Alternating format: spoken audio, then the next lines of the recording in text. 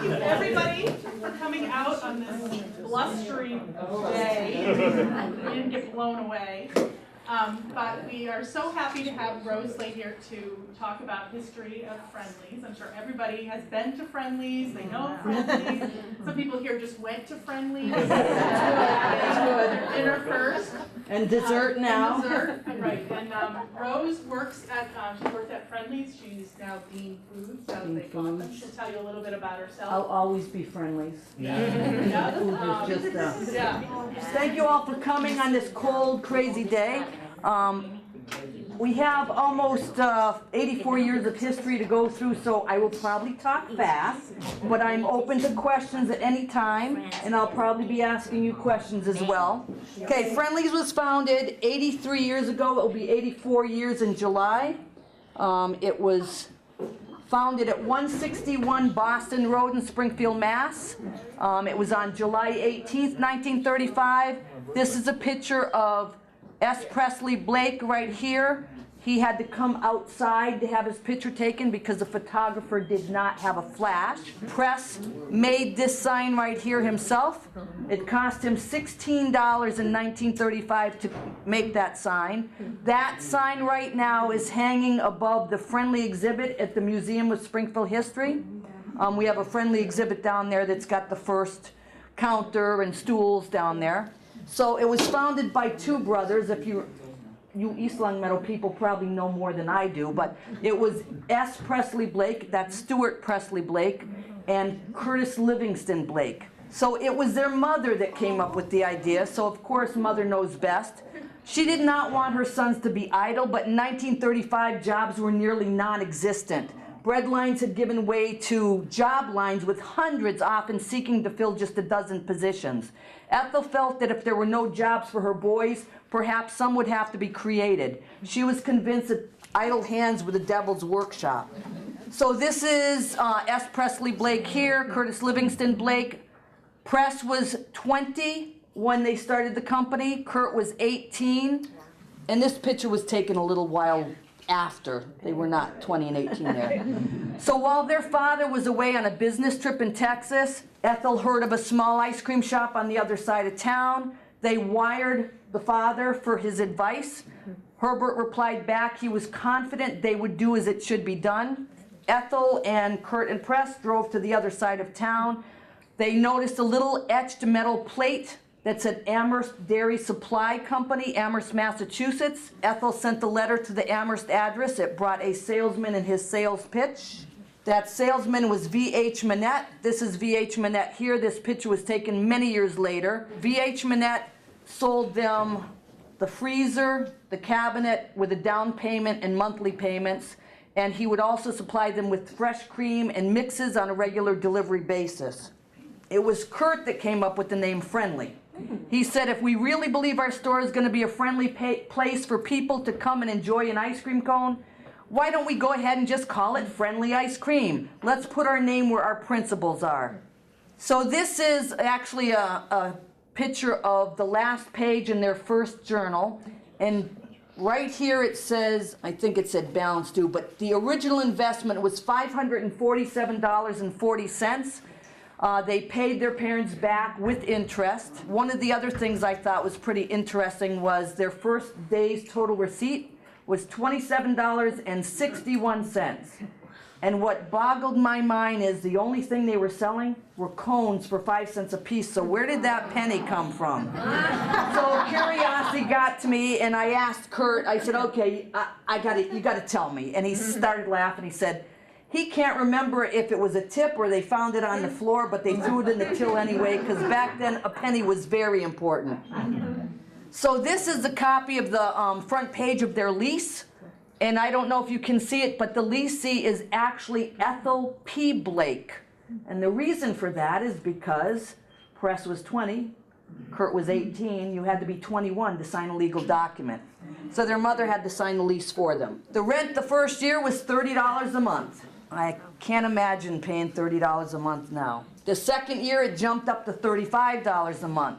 One of the things in the lease that I found pretty interesting is it said in that Friendly's was not allowed to sell anything that was being sold at the First National store next door.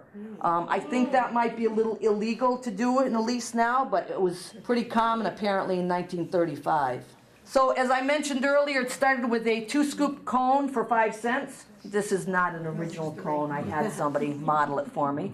And Press and Curt's firm belief was if a child dropped their ice cream cone, they would replace it for free, no questions asked. They kept their business going like that as long as they owned it.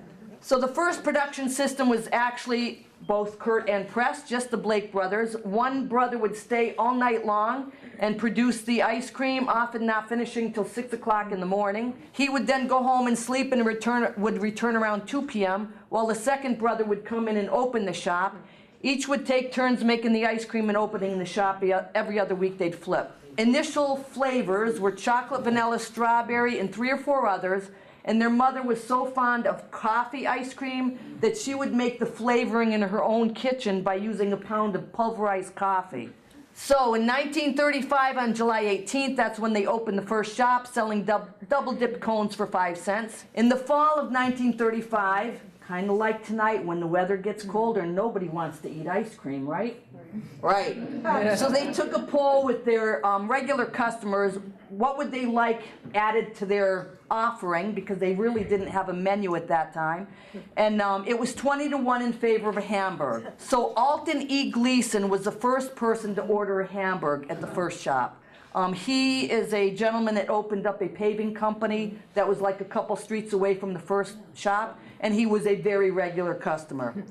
The second sandwich that was added was a grilled cheese, and that's because they were in a predominantly Catholic neighborhood where people would abstain from meat on Fridays, so the grilled cheese worked in pretty well. And also in 1935, they hired their first full-time employee. They paid him $14 a week. That was $11 more than they were paying themselves. They felt they only needed $3 to live on because both of them were working 7 days a week. They lived at home with their parents, and they could afford to live on $3. In 1935, the most popular flavor of ice cream was vanilla. So I put this picture in here. It's one of the only pictures I've seen of both shops with the signs up.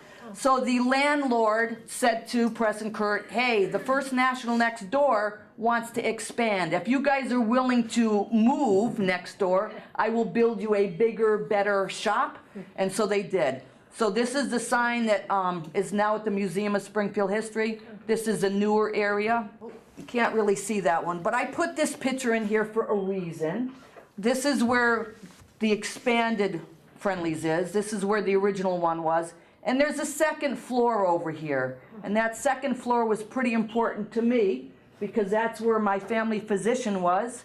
And if we were well-behaved children, we would get an ice cream when we came down. So where on State Street is that? It was actually Boston Road. Boston Road, excuse me. So just before you get to State Street, you know where the Pine Point Library is? It's basically across from there.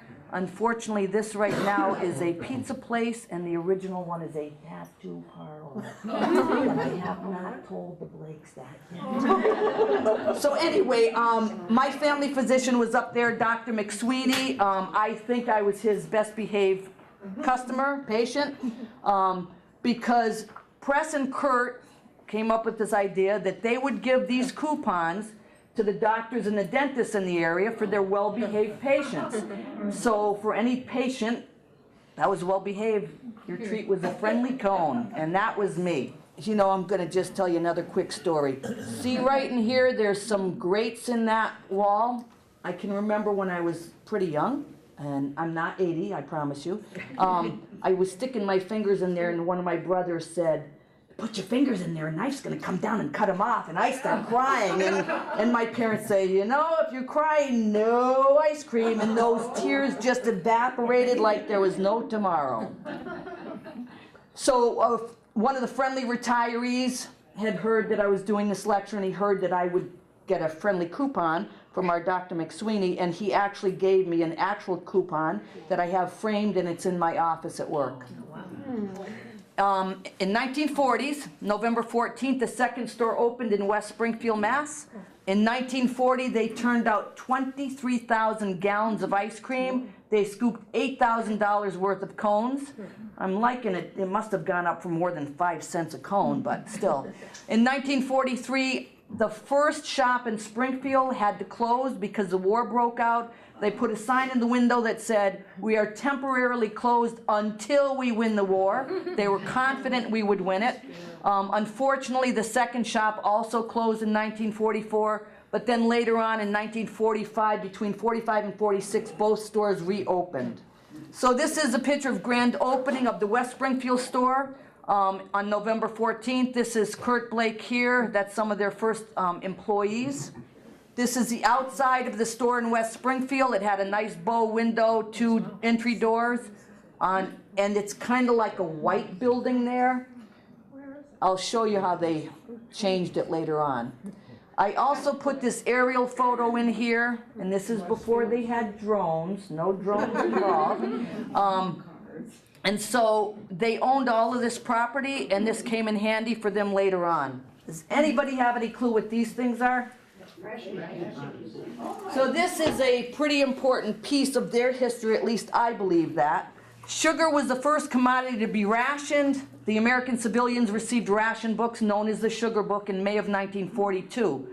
Sugar was the first consumer commodity rationed. However, bakeries, ice cream makers, and other commercial users received rations of about 70% of their normal usage. And with their stores being closed, what are they going to do with it? So here's a picture of the sign that they put in the window that said, "Until we win the war." It originally said the West Springfield would be open, but they did eventually have to close it. So during the war, Curt spent a few years in the Army in Europe. Press was married with a baby girl, so he was ineligible for the draft. However, Press worked at the Westinghouse as a expediter for war-related material. He worked there full-time. Press and Curt sustained a steady line of communication through V-mail, not email, but V-mail. It was referred to as victory mail, where if you wrote a letter, they would photocopy it, shrink it down to a microfiche, so it would take up less room on the boats when they went over to Europe. And then when it got there, they'd blow it back up. So the production facility, even though both stores were closed, the production facility was not idle. Press found a way to utilize their wartime quotas of raw materials. So Press and one other employee at night and on the weekends made a limited amount of ice cream and fountain syrups to be sold to 2 different distributors. This limited operation created a source of income resulting in a bank account of $70,000 in the 1940s. So, of course, I'm a curious person. I decide, okay, what's $70,000 in around 1944 going to be equal in 2019? So this $70,000 would be equivalent to over $1 million. So in a couple of years, maybe 2.5 years, Press has always been a hard worker, very frugal. He was able to save that much money. So when Curt came back from the service, they had this checking account that allowed them to grow. So here's that second store that was in West Springfield with the 2 doors and the bow window. They bricked it up. They built some office space. This is an aerial photo. So this is the restaurant. This is their office space. They also built a garage. They built manufacturing facility. This is where they first started producing ice cream. They also made coleslaw, hot fudge, cola syrup, because for years they had friendly cola, not Coca-Cola. They had orange syrup. They had, they ground their own beef. They did a lot of stuff. They also had a motto back then that said, "We make everything in a hot fudge sundae except the cherry. We leave that one up to Mother Nature." So that was the forerunner of Wilbraham. Oh yes, they produced in West Springfield first. This is one of my favorite pictures. When I was asked to start doing all of these libraries, I sent Press and Curt some of the pictures I'm using in this presentation, and I originally had this saying it was the first delivery vehicle. And Curt called me up in January and said, "That's not a delivery vehicle, that's a transport vehicle." Well, I'm a woman, I don't know what the difference is. So this is in West Springfield, behind where they're doing the manufacturing. So they would put stuff in this trailer and transport it from West Springfield to Springfield, and stuff from Springfield to West Springfield. What amazed me about this trailer is it has one wheel. So I asked Curt, how does a trailer work with one wheel? You would think it would be lopsided. He said, no, it had two clamps that clamped onto the bumper, because back then those cars had bumpers. And the other thing that amazed me is Curt built this trailer himself with a kit from Sears and Roebuck.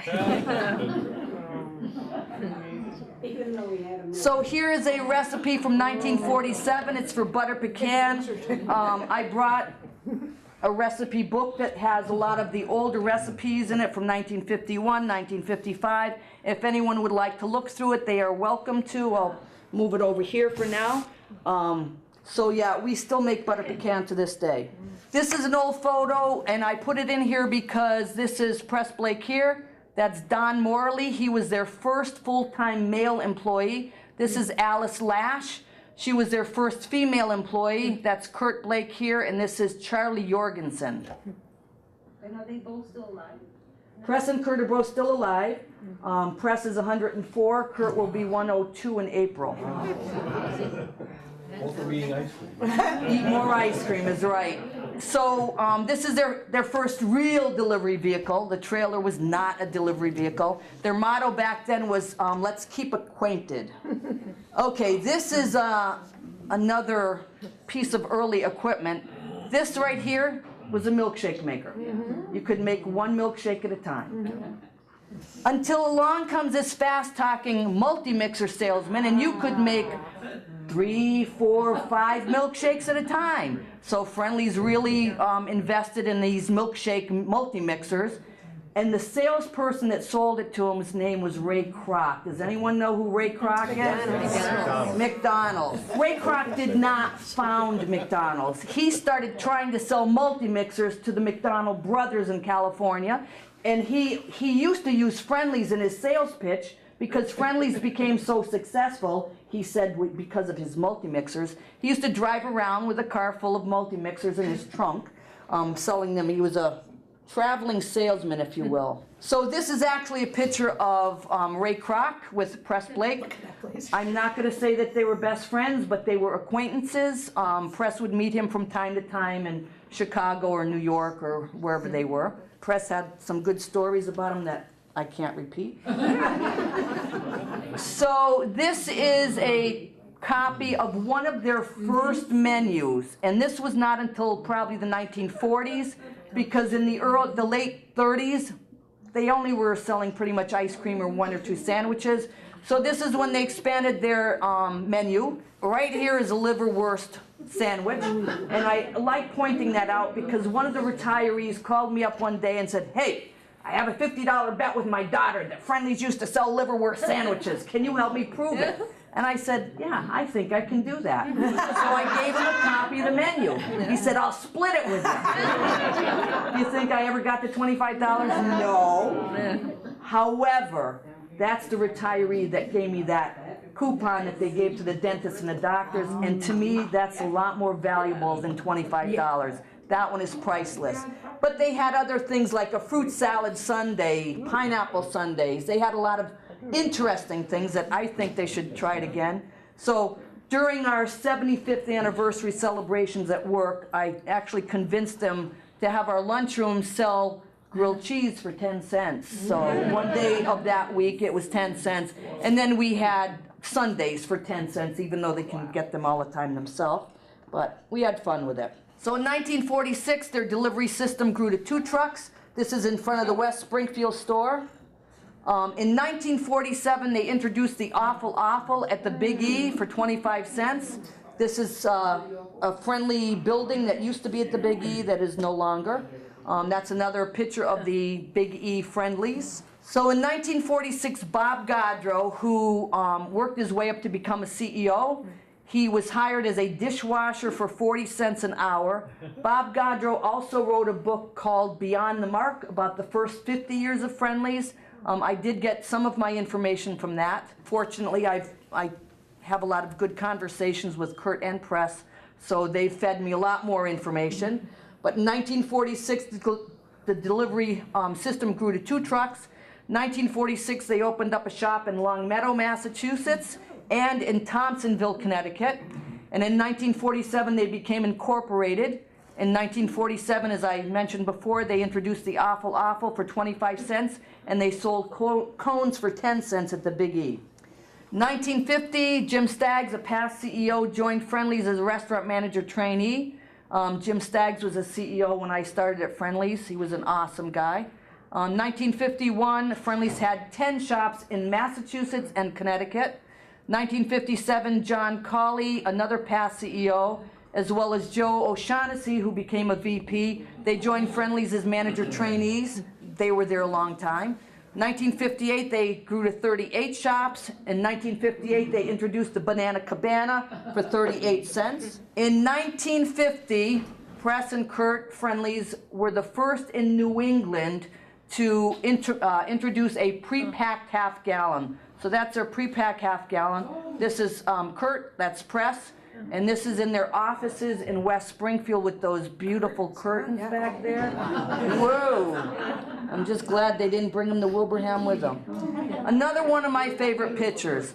So this is at the grand opening of the Worcester Highland Street store, Friendly's, on December 6, 1957. And the reason why I love this picture is because it has Bob Gaudreau, who is a past CEO, the one that wrote the book about the first 50 years of Friendly's. This is Curt Blake, that's Press Blake. This gentleman right here is J.C. Penney, James Cash Penney. So they dedicated the building to him. There's a plaque, there was a plaque. Unfortunately, that location is no longer a Friendly's. So this is a plaque that they put on that restaurant in Worcester.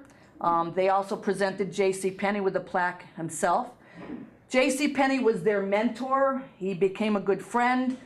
He taught them a lot. They admired him more than you can imagine. This is another picture of Press giving him another award. So he told Press and Curt that they could be prosperous, but they had to be ethical. And so did every employee right down the line. He said dishonesty could not be tolerated.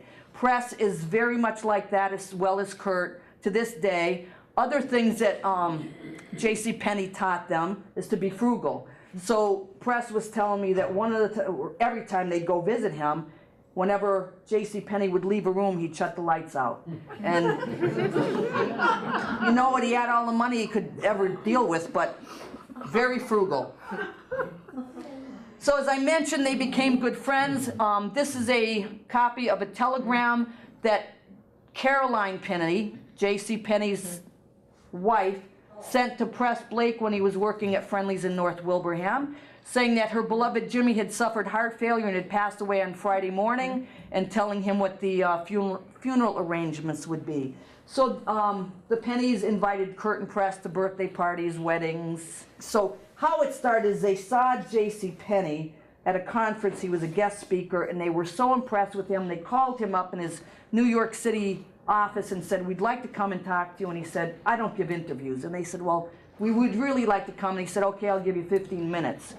So they drove to New York City, and they went and they explained to him what they were doing and how they started this company, and they really admired his public lecture. J.C. Penney was so interested in what they were doing, they were there like 3.5 hours. So in 1959, they broke ground in Wilbraham, Mass. for what is now the corporate facilities, where we have manufacturing in the corporate offices. This is Charlie Ryan, a former mayor of Springfield, Curt Blake. This is their mother, Ethel Blake, and their father, Herbert Blake. So to this day, there is still this plaque on the, as you come in the front door, and it says, "This building is dedicated to Mr. and Mrs. Herbert P. Blake with warm affection and an appreciation for their confidence and encouragement and for their qualities of personal industry and vision they inspired in their sons, the founders of Friendly Ice Cream Corporation." And I'm going to take a second out here to tell you, I'm not missing that apostrophe S. That wasn't added till 1989. So here's an aerial photo of what it looked like in 1960. There was a restaurant next door. There was one building of offices, a garage, manufacturing. They called this their Ever plant because they thought this was going to keep them going forever. They'd never have to expand. I've got another aerial photo later on I can show you. Here is a picture of Bob Sloat. He has since retired. He's been retired maybe 7, 8 years. When he was working the freezer, it was called a 460 freezer. It had 4 cylinders, made 300 gallons per hour. This picture, I'm going off on my storytelling again. This picture is down at the Museum of Springfield History at the Friendly exhibit. And the picture of Bob is about 3 feet. And the picture of Curt and Press is about 12 inches. So I said to Bob, hey, you have to get down there and check it out because you're 3 feet and Press and Curt are like 12 inches. And so he went down there with his wife and his sister, and he was standing there, and as he's standing there, a family from New Jersey came in, and they looked at the picture, and then they looked at Bob, and then they looked at the picture, and they looked at Bob, and his sister said to them, that's him. Oh my word, can we have your autograph? And this guy is so shy and quiet, he was mortified. But when she told, I love the story. So in the 1960s, they decided to try to get their menu to be a little more upscale. So they started a steak and Sundae shop in Longmeadow. I put that in there for a reason, because Press and Curt appreciated their customers so much that they remembered that this gentleman right here, Alton E. Gleason, was the first person ever to order a burger. They wanted him to be the first person to have a steak in their steak and Sundae shop. So they invited him in. So this is Alton E. Gleason, this is Curt, and that's Press right there. So in the 1960s, they grew to 50 friendly shops. 1960s, the headquarters in Wilbraham were completed. In 1965, they doubled to 100 friendly shops. 1965, they introduced the French fries. 1965, the first New Jersey Friendlies opened in Teaneck, New Jersey.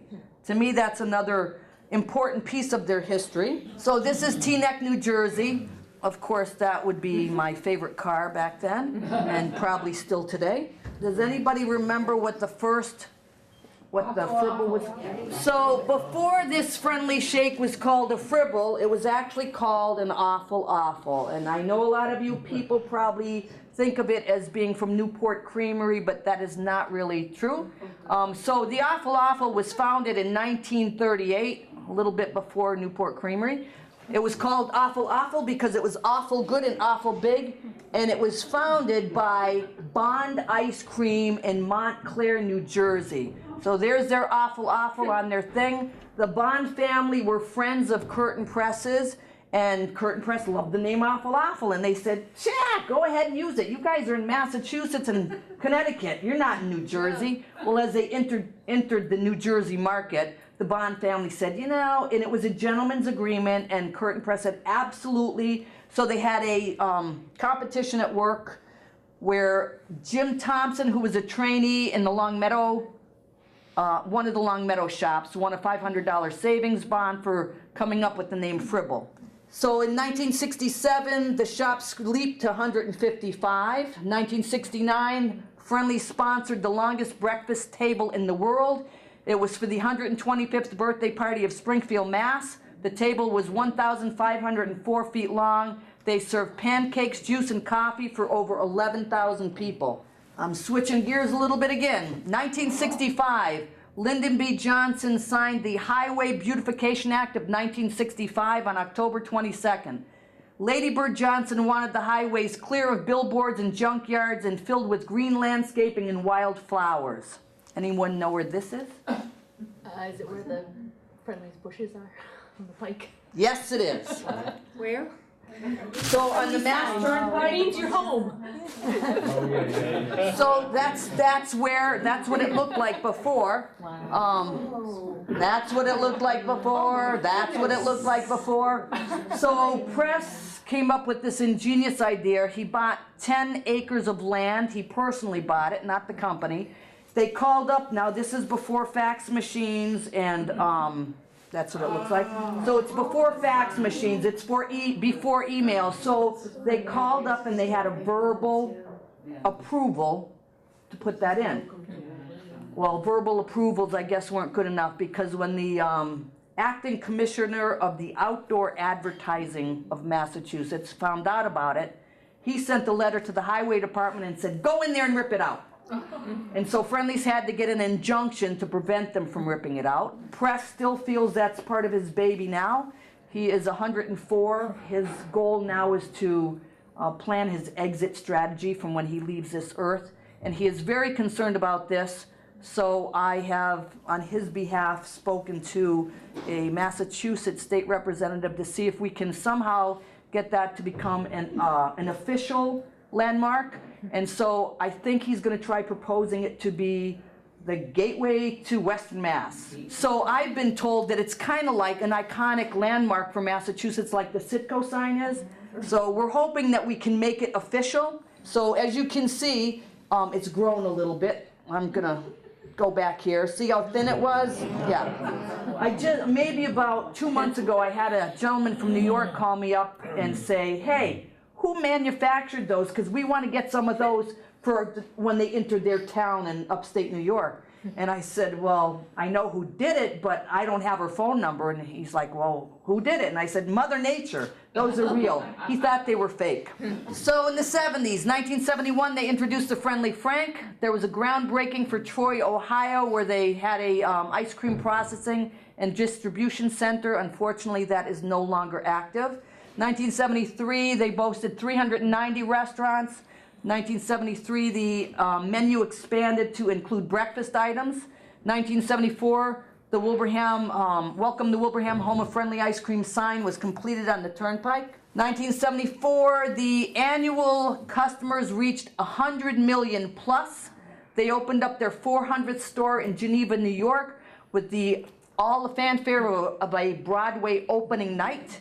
In 1975, the 500th Jubilee roll came rolling off the production line. We still make Jubilee rolls to this day. It's very popular during the holidays.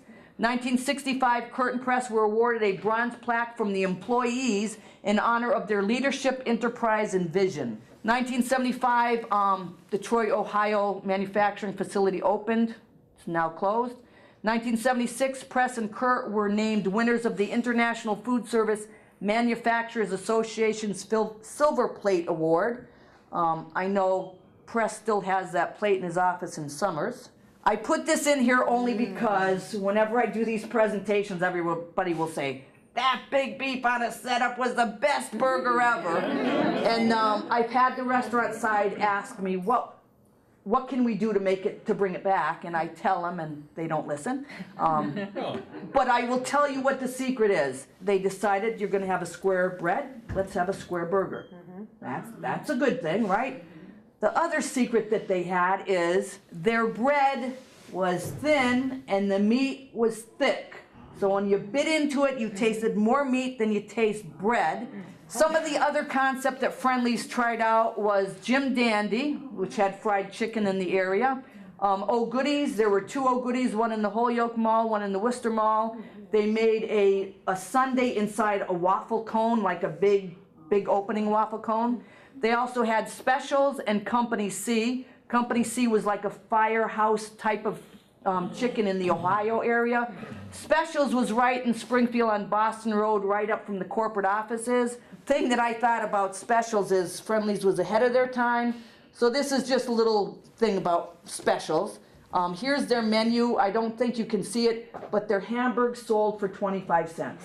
So this was in the late 70s. Hamburgers for 25 cents. Why? Tiny little things. What do they call them now? Sliders. They're so popular now, but in the late 70s they weren't. After they were open maybe 4 or 5 years, they closed. 1979, Hershey Food Corporation agrees to purchase Friendly Ice Cream Corporation for over $162 million. In the 1980s, 1981, the chocolate and the vanilla flavors shared top honors in the Consumer Reports. The judgment was excellent. 1981, Friendly's became a sponsor for Easter seals. As of 2015, they had donated over $28 million. My understanding is the restaurant group is no longer affiliated with Easter seals. 1982, Friendly's sponsored the world's largest milkshake. They poured 2,500 individual shakes into one huge treat. In 1982, the Friendly's introduced the watermelon roll. That is spelled correctly. It's not watermelon roll, it's watermelon roll. In 1983, Friendly's opened up 7 restaurants in the Richmond, Virginia area. 1983, the Oh Goodies at the Holyoke Mall was opened, and they only lasted a couple of years. 1984, the Weybridge, Vermont County Fair, officials bestowed the world record title for the world's longest banana split. It was constructed of 3.5 tons of friendly ice cream. The banana boat stretched 2.5 miles. In 1985, we cheerfully celebrated our 50th birthday. 1988, Donald Smith and a group of investors from Tennessee Restaurant Company, TRC, purchased Friendlies from Hershey Foods. I did find a picture of the longest banana split. I've talked to some retirees that were involved with it, and I was told that this was gutters, not used ones, brand new ones, that they lined with aluminum foil, and they use that to make the banana splits. So as I mentioned earlier, Friendlies, the apostrophe S was added in 1989, making the restaurants truly friendly. Don Smith, when he bought out, he felt that if we went international, when he decided to go public, it would sell better. So in late 80s, early 90s, they tried producing in China. So they did produce the watermelon roll, and they did call it watermelon roll over there. They also produced some things in England. The rumor I heard was that the cows in England didn't produce rich enough butter fat, so they had to import the cream from France cows, so that didn't work out well either, but they did try to go international. In the 1990s, they started a 4-year run with the Friendly Classic, which was a ladies' professional golf tournament. Becky Iverson was the first one to win it. This trophy was a Waterford crystal Sundae glass that's about this tall, weighs about 20 some odd pounds. I took that picture on my dining room table before I brought this. This is right now in the Museum of Springfield History in the Friendly exhibit. I really wanted to fill it up with ice cream, but they wouldn't let me. So as I mentioned earlier, Don Smith wanted to go public, so in 1997, Friendly's debuted on NASDAQ under the symbol FRND. It began at $18 a share, it peaked at $26. They also, around that time, sold 34 stores to Davco Restaurants, which was a franchisee. They had planned on opening 100 restaurants within the next 10 years. Despite everybody's efforts, the Friendly stock fell to $5. Press became very concerned, and he started buying up Friendly stock and became one of the largest shareholders. Then in 2003, Press was not happy with the way upper management was running, so he filed a lawsuit against them, and I'll get back to that later. Retail, they decided to start retail, so in 1987, they did a test of selling the half-gallon bricks at a supermarket chain called Price Chopper. It worked out extremely well. Then they introduced in 95 selling Sundae cups, then the rolls. Then they downsized in 2004 from 64 ounce to 56 ounce. 2005, they introduced making ice cream cakes. Retail started growing so fast that they had to put in a very large freezer to hold all of the product. Unfortunately, we've outgrown that, and now we are storing products still in 3 different outside storage locations. Not easy to keep frozen product frozen. So 2006, ice cream cakes were growing, selling so fast they actually had to automate it. It's still, some of them are done by hand, but they try to automate as much as possible. 2007, they introduced the Reese's Peanut Butter Cake. It's a 60-ounce cake. If you like Reese's peanut butter cups, you would love that. In 2007, they changed from the brick type of carton to what they refer to now as a scround. And in 2007, an affiliate of Sun Capital Partners, Inc., a leading private investment firm specializing in leveraged buys out, they bought Friendlies from TRC. That had a lot to do with Press's lawsuit. So once Sun Capital bought Friendlies out from TRC, it kind of killed the lawsuit. And in 2007, again, because we were growing so fast, they put in a spiral freezer. So these little things in there, those are all cartons. That's how big the freezer is, the spiral freezer is. It's huge. So in 2008, Harvard Business School was so interested in Press Blake's lawsuit and fight for justice that they wrote up a 30-page case study about it. Press was invited to their first class. They had questions and answers. He received a standing ovation. He was thrilled. So there's some of the professors. This is Press right here. This is Press's son Ben and his grandson Adam. He's very proud of that. As I say, in 2014, the retail group was growing so fast. I believe in 2014 they grew like 40%, which is not heard of. So they had to put in an automated palletizer. I just spoke to one of our capital improvement guys, and I think we're going to have to put in another automated palletizer to keep up with it. This is not a current product line because we just introduced the 2 lines that you guys just tried. So the difference with the cups that you had today, these Sundae cups are 6 ounces.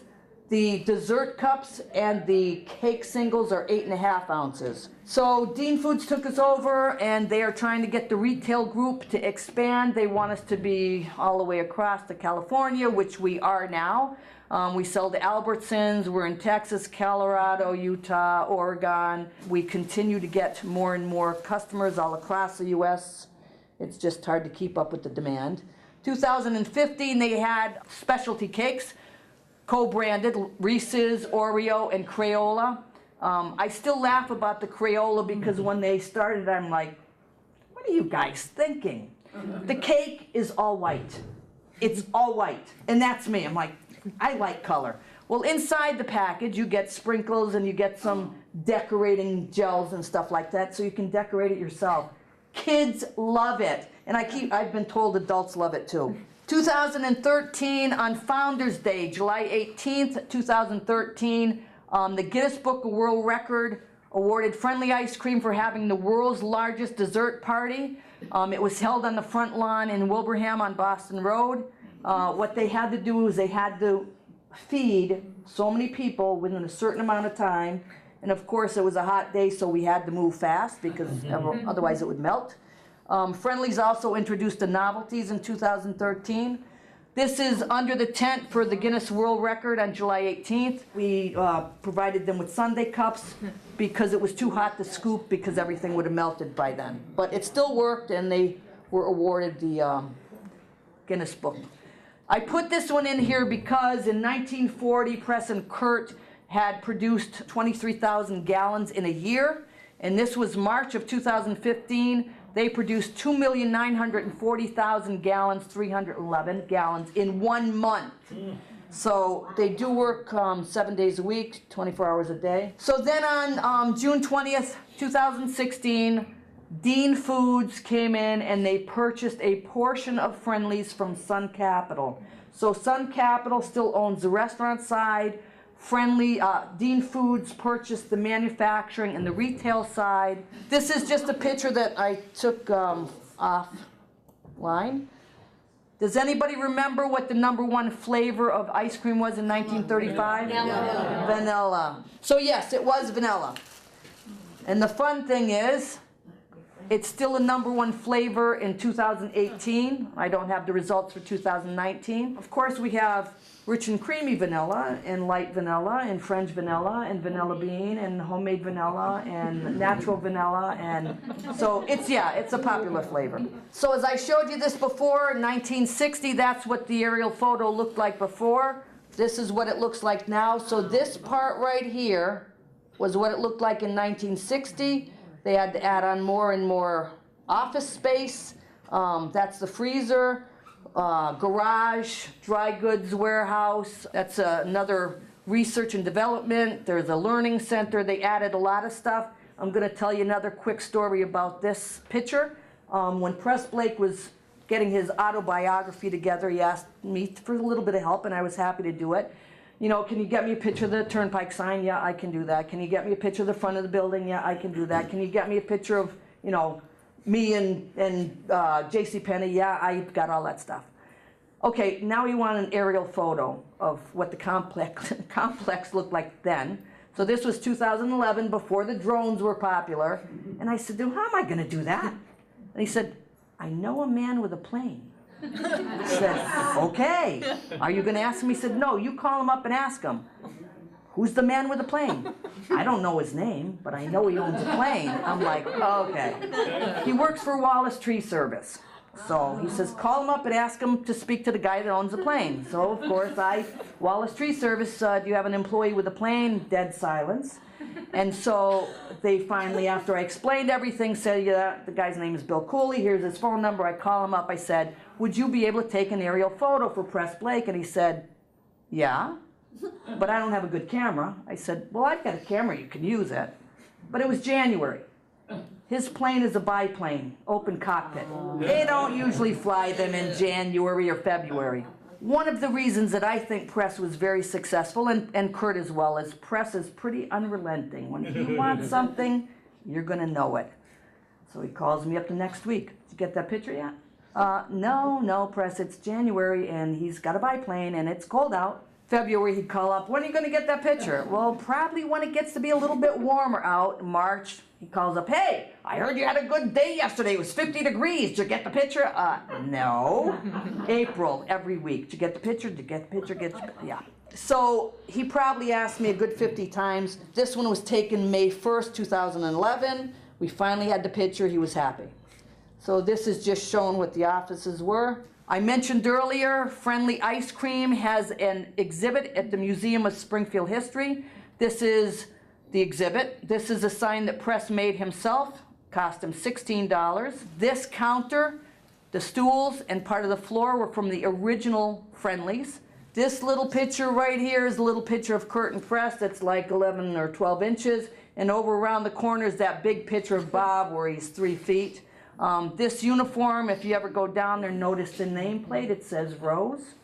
But I was never a waitress, but I helped, I worked with the museum to create the exhibit, so they let me keep that nameplate on there. Aww. So this is a picture, I put this in here to show you that this is the counter that was in the first Friendlies.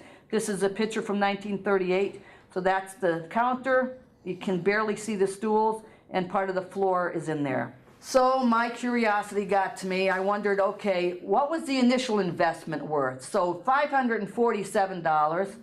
In 1935 compared to 2019, it was just over $10,000 is what they used to start the company. So I just put this in here. These are some of the flavors, limited edition flavors that Friendly's offering this year. This new one here, if you like lemon, you're gonna love it. This is a fun flavor, and I'm gonna tell you another story about this. So last year we introduced this pothole ice cream. My son was living in Florida at the time, so I really wasn't thrilled about that sinkhole picture. But you know, I was outvoted, so they introduced this, and one of my friends said, you need to bring some of this ice cream to the DPW. So I said, okay. So me and one of the guys from work loaded up a pickup truck with coolers, and we drove around for a couple of weeks, and went to East Longmeadow, Wilbraham, Ludlow, Palmer, Munson. We drove around to the DPWs, and I wrote a nice little thank you note saying, thank you for helping to keep the Northeast pothole free, so here is some free Nor'easter pothole. That was all fun and good, and a lot of radio stations and TV stations had a lot of fun with this. And then the Bangor, Maine Police Department posted on their website and on their Facebook pages, you know, comments about this pothole. Well, it made it into the Springfield paper, so I bring it into work and I said, look, Bangor, Maine Police Department is commenting on our pothole ice cream. We need to send them some. Excellent idea. Make it happen. So I type up a nice little thank you note to send off to the Bangor Police Department, and whenever you ship ice cream overnight, you have to ship it on dry ice. You don't want it to melt. Whenever you ship anything on dry ice, you have to put these giant warning labels on it. Warning, dry ice, dry ice. We do that all the time. That's a common thing for us. So I send it off to the Bangor Police Department, and it sat in their lobby for half a day. And people would walk around it thinking, what is this? Who is it for? I didn't know anybody there. I just addressed it Bangor Police Department. Because it was on dry ice, they thought it must belong to the crime lab. Crime lab said, no, it wasn't theirs. Everybody's afraid to open it. Finally, one of the maintenance guys got his razor knife out, opened up the box, and voila, there were cartons and cartons of Paco ice cream. So, of course, they posted that on their Facebook again and blamed me for it. And I learned my lesson. I will never, ever, ever send ice cream to a police department without getting somebody's attention or calling them first. Here's a couple of ice cream cakes that they are introducing this year. This is an orange cream crunch cake. This is the cheesecake similar to the cake single we had today. This is some of the new cartons this year, Cowabunga. They made vanilla pineapple a permanent flavor because it was so popular. This we have not introduced yet. It takes about a year to get a new flavor created. So the research and development team have to get up an idea, they have to develop it. We have groups of people that go over and test it for probably 3 or 4 months. Once it's approved, you've got to get the graphics designed. There's a bunch of stuff to it. But anyway, this is Summer Breeze. It's made with lemon ice cream. It has soft lemon candies and a graham cracker swirl. I told my sister about it, who is a lemon freak, and she keeps on saying, when are you going to have it? When are you going to have it? When are you going to have it? So that will be this summer. You guys tried some of the cake singles this time. So what they did is they took like the birthday cakes that we have and put it into a single serving. And they're doing, this is new, and the chocolate crunch cake and the strawberry crunch cake are very popular, so they put them into single servings. That's the cake singles again. These are the dessert cups that I also brought. I put this picture in here because I love it. So when Dean Foods bought out the retail and manufacturing portion, they wanted to meet Curt and Press. They heard that they were still alive, so we invited them in. And so we went to lunch at the Friendlies next to the manufacturing facility. And I said to them, hey guys, while you're here, I want to get a picture of both of you under this picture of you in front of the first restaurant. So when they were standing there were customers in the restaurant. One of the customers came up and said to Press, excuse me, are you really 102 years old? And he said, yeah. And they said, you don't look 102. So he messed up his hair and he twisted his bow tie and he starts hunching over like this. And Curt looked at him and said, what are you doing? And he said, I'm trying to act my age. So Curt said, okay, you go one way and I'll go the other. So they were trying to be funny, acting their age. Almost 2 years ago, Press had come in and met with the Dean Food people, and I had told him how we've installed a few new work centers to make different product. And so he said to me one day, I'd really like to go in and take a look at your new manufacturing facilities. Okay, let me see what I can do. So I went to my boss and I said, hey, Press wants to come in and check out manufacturing. And he said, oh, you better talk to Martha about that. She was in charge of manufacturing. So we had a meeting with Martha and I said, hey, Press would like to come in and check out the manufacturing, all of your different work centers. She looked at me and she said, how old is he? I said, at that time he was 102. Is he in a wheelchair? I'm like, no. Does he use a walker? I'm like, no. I said, he has a cane, but he can get by without it. She's like, I don't feel good about this. I said, you know what? He's the founder. He wants to come in. How about if we have him come in on Founders Day, July 18th? He'll meet with the employees, take a tour of the... She's like, I don't feel good about that. I said, she said, all right, here's the deal. He can come in, I'll give him a tour, but I want someone on both sides of him at all times.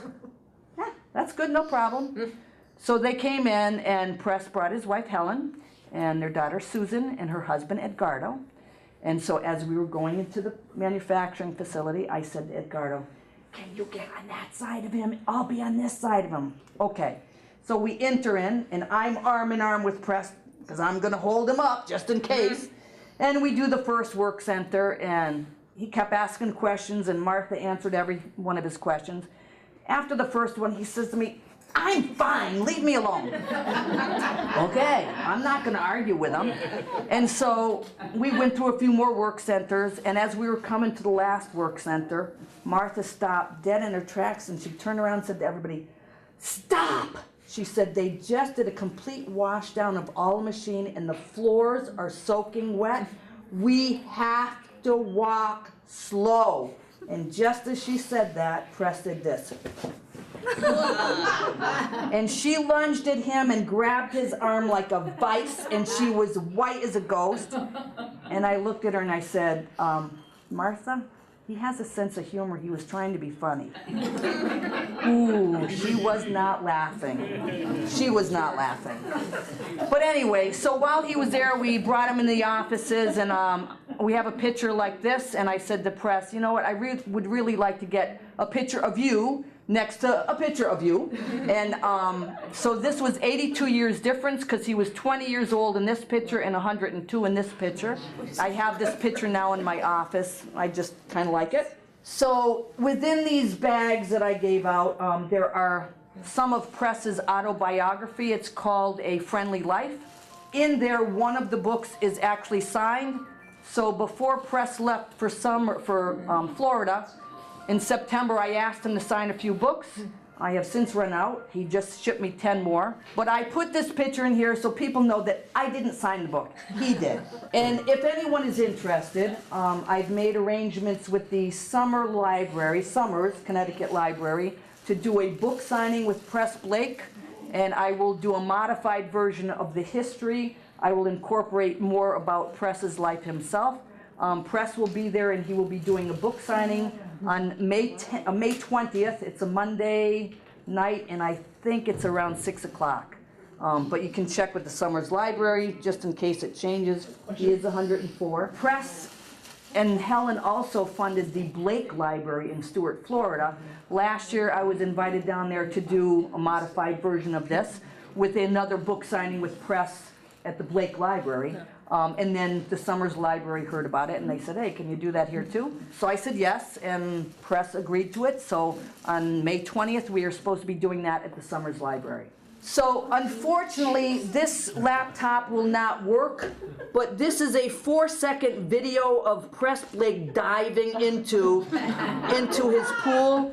He dives in head first. This was when he was 103 years old. The first time I was with him when he dove into the pool, I thought he fell in, and I was ready to dive in after him. But he dives in head first all the time.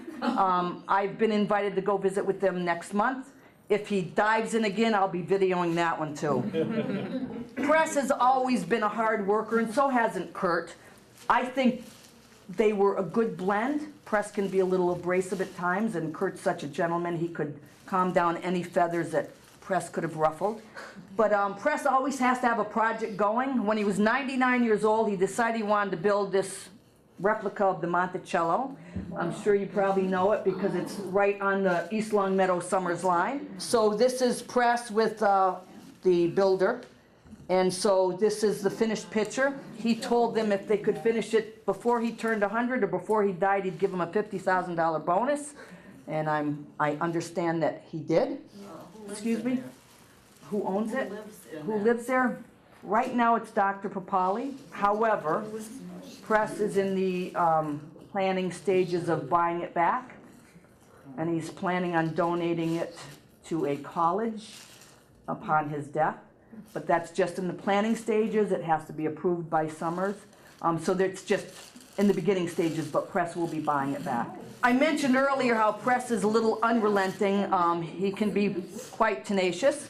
When he was done building the Monticello, one of the farmers behind him from East Longmeadow, Farmer John, I don't remember his last name, uses Press's ponds to irrigate the field, so Press decides he's going to build another pond in his property. So he has the guys dig out this pond that's like 17 feet deep and 20 feet deep in some places. They line it all with crushed rock, and before they filled it with water, Press drives his gator around his property, and he was checking things out. And the gator, if you don't know, is like a golf cart on steroids. And so he's driving around the pit, and he sees that there's some twigs sticking out of the branches. So he gets out of the gator, and he goes to pull those twigs out, and down he went 17 feet into about 2 feet of water that was in it at the time. And he laid there, and he started yelling, "Help, help, help." And then he said to me, "Then I remembered it was a Saturday, and none of his guys work on Saturday. And he said, and I knew if I laid there much longer, I was gonna die there. And I couldn't die because I still have too much to do. He always has a project going. It took him 2.5 hours to climb out of there. He was 100 years old, his skin's pretty thin. Helen said by the time he walked in the back door, he was covered head to toe, muddy and bloody. So they got him to the hospital, got him bandaged up. 2 weeks later, he ripped off the bandages, says, I'm done healing. So he's pretty tenacious, he's unrelenting. I think that's why he was so successful. So moral of the story is eat more ice cream. And Friendly's is actually trying to make the world friendly, one scoop at a time. Thank you. You're very welcome. Thank you for coming.